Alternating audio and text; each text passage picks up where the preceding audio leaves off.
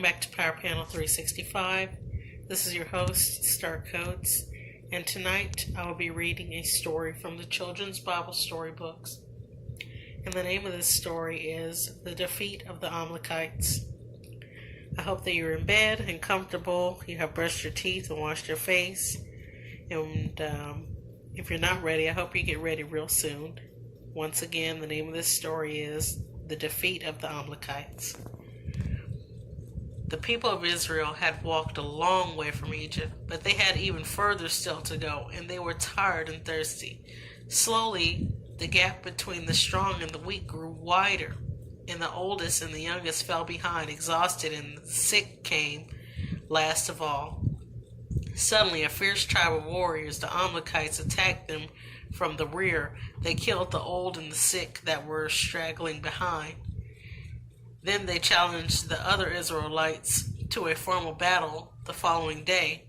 That evening, Moses called a young man named Joshua, the son of Nun, to his tent. Young as he was, Joshua was a brave and skillful fighter. Moses said to him, "I want you to pick the best men from among our people and lead them into battle tomorrow while you fight the Amalekites on these plains. I will take my stand on top of the hill with the staff of God in my hand.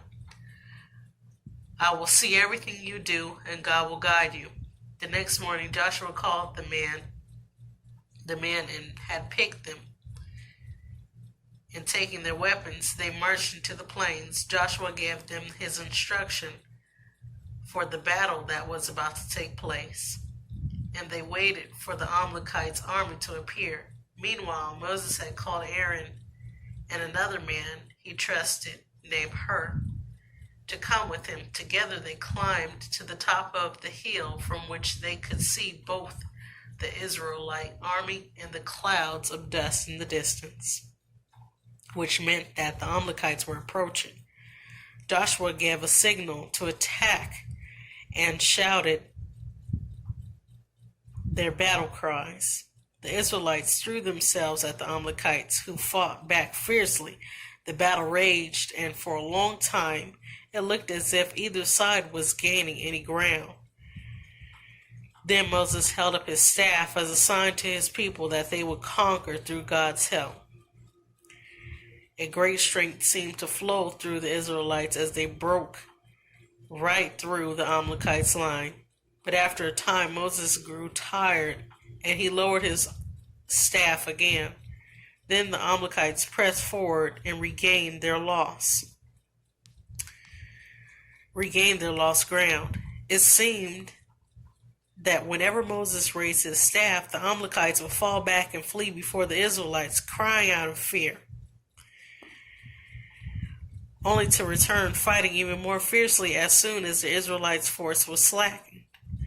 For the staff was heavy and Moses' arms kept getting tired. He would have to lower his staff, and then the power of God left his men, and the Amalekites had the advantage again. Realizing what was happening, Aaron and Hur put a stone under Moses so that he could sit down.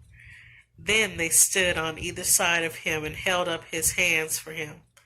With this added support, Moses' arms never wavered again, and by the sunset, Joshua and the Israelites had beaten the Amalekites and driven them far into the wilderness.